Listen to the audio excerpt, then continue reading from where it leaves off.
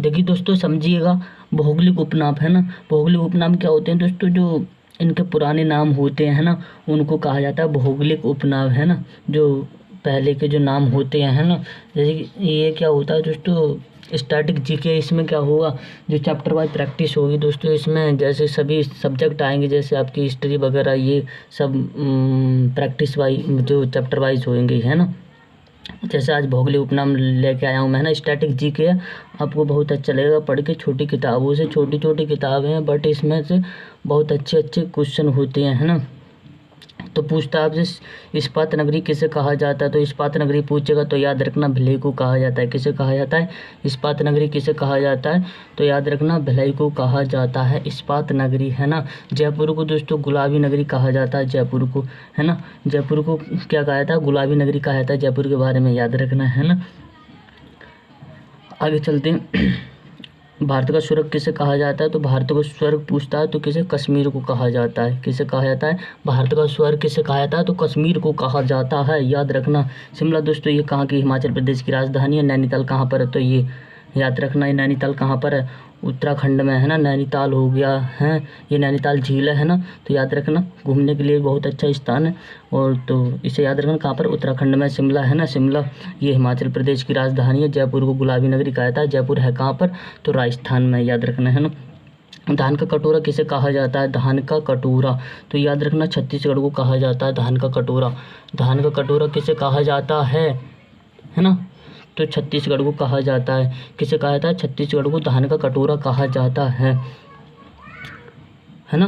याद रखना, छत्तीसगढ़ को क्या कहा जाता है? धान का कटोरा कहा जाता है। अब केरल के बारे में बताता हूँ दोस्तों। केरल को क्या कहा जाता है? केरल की राजधानी है वो तिरुवनंतपुरम है ना, याद रखना। और केरल को क्या है दोस्तों, यहाँ पर क्या साक्षरता दर सबसे अधिक है ना, केरल की, है ना। और केरल दोस्तों वही राज्य है जिसे उन मसालों का बगीचा कहा जाता है ना। मसालों का बगीचा किसे कहा जाता है? तो केरल को कहा जाता है, ये याद रखना है। अब देखिए, नवाबों का शहर पूछता है। नवाबों का शहर पूछता है तो किसे कहा जाता है? तो याद रखना, लखनऊ को कहा जाता है। नवाबों का शहर किसे कहा जाता है? तो याद रखना, लखनऊ को कहा जाता है। लखनऊ, लख किसका? अच्छा, तो मैंने याद किया था, हाँ। लखनऊ किस नदी किनारे से? तो गोमती नदी किनारे स्थित है ना। लखनऊ पूछता है किस नदी किनारे स्थित है? तो लखनऊ गोमती नदी किनारे स्थित है ना। और कानपुर, कानपुर दोस्तों ये मैंने गलत कर दिया था, है ना। इस मैंने पेपर दिया था तो उसमें ये गलत हो गया था मुझसे। याद रखना, कानपुर किस नदी किनारे है? तो ये गंगा नदी किनारे स्थित है कानपुर, है ना। अलीगढ़ की बात करूँ जो तावा के लिए बहुत अलीगढ़ वो ताला के लिए बहुत प्रसिद्ध है ना। ताला नगरी कहा जाता है अलीगढ़ को, है ना। जयपुर के बारे में बता चुका हूँ। जयपुर को गुलाबी सिटी कहा जाता है ना। और कहाँ पर है? तो ये राजस्थान में, याद रखना, है ना। अब चलते हैं, आगे चलते हैं दोस्तों। चौथा क्वेश्चन है, पहाड़ों का रानी किसे कहा जाता है? जो पहाड़ों की रानी होती है उसे पहाड़ों की रानी किसे कहा जाता है? तो मसूरी को कहा जाता है। पहाड़ों की रानी किसे कहा जाता है? मसूरी को कहा जाता है। ये मसूरी कहाँ पड़ता है? तो याद रखना, ये पड़ता है हिमाचल में, है ना। हिमाचल को देवभूमि कहा जाता है। हिमाचल की राजधानी क्या है? तो शिमला है। हिमाचल की राजधानी क्या है? तो शिमला है, याद रखना। पहाड़ों की रानी किसे कहा जाता है? तो मैसूर को कहा, मैसूर नहीं, मसूरी कहा जाता है। मसूरी को कहा जाता है ना। और शिमला ये हिमाचल प्रदेश में ही है ना। देहरादून की बात करूँ तो देहरादून को दोस्तों लीची का नगर कहा जाता है। देहरादून को किसे? लीची का नगर कहा जाता है। देहरादून कहाँ पर? उत्तराखंड में। उत्तराखंड की राजधानी का देहरादून है ना। और मनाली पड़ता है दोस्तों हिमाचल प्रदेश में। घूमने के लिए बहुत अच्छा स्थान है ना।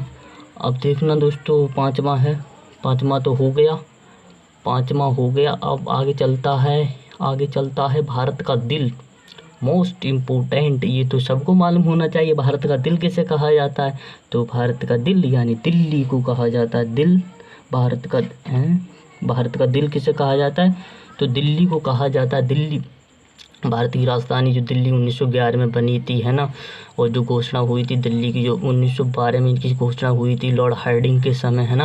अगर हिस्ट्री में जाओगे, दिल्ली, है ना। दिल्ली किस नदी किनारे बसी है? तो याद रखना, यमुना नदी किनारे बसी है दिल्ली, है ना। दिल्ली में क्या? लाल किला है ना।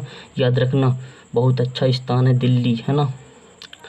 अब चेन्नई और मुंबई ये तो हो गया, कोलकाता हो गया, है ना। ये तो हो गया। तो भारत का दिल किसे कहा जाता है? दिल्ली को, याद रखना, बहुत इंपॉर्टेंट है। भारत का प्रवेश द्वार किसे कहा जाता है? भारत का प्रवेश द्वार, भारत का प्रवेश द्वार कहलाता है, किसे कहा जाता है भारत का प्रवेश द्वार? मुंबई को, याद रखना किसे कहा जाता है? मुंबई को कहा जाता है भारत का प्रवेश द्वार, है ना। प्रवेश द्वार किसे कहा जाता है? मुंबई को कहा जाता है। ये किस पर कर दिया? सही तो है, आगे चलो। भारत का प्रवेश द्वार ये रहा। भारत का प्रवेश द्वार किसे कहा जाता है? तो याद रखना, भारत का प्रवेश द्वार मुंबई को कहा जाता है, मुंबई, है ना, मुंबई। और आगे चलते हैं, महलों का शहर किसे कहा जाता है? महलों का शहर अगर पूछे दोस्तों तो याद रखना उदयपुर को कहा जाता है। महलों का शहर किसे कहा जाता है? उदयपुर को कहा जाता है, उदयपुर को, है ना, उदयपुर को कहा जाता है महलों का शहर। कानपुर, कानपुर के बारे में बताया था दोस्तों, ये किस नदी किनारे बसा है? गंगा नदी किनारे बसा है। कोलकाता किस नदी किनारे बसा है? तो याद रखना हुगली नदी किनारे बसी है, बसी है मतलब बसा है है। और जयपुर को गुलाबी सिटी कहा जाता है, ये तो हो गया, ये राजस्थान में पड़ता है जयपुर। अब गुलाबी नगर के गुलाबी नगर के नाम से कौन सा नगर प्रसिद्ध है? अच्छा देखो आ गया, गुलाबी नगर के नाम से किस नगर को प्रसिद्ध है? तो गुलाबी नगर मैं बहुत बार बताता आ रहा हूँ, जयपुर को गुलाबी नगर कहा जाता है, याद रखना है, जयपुर को गुलाबी नगर कहा जाता है। तो आगरा और दिल्ली दोनों याद रखना, आगरा और दिल्ली। पूछता है किस नदी किनारे स्थित है? तो ये यमुना नदी किनारे स्थित है, याद रखना। किस आगरा की मैं बात करूँ तो आगरा दोस्तों, आगरा बहुत इंपॉर्टेंट है। आगरा की जो स्थापना की थी वो किसने की थी? सिकंदर लोदी ने,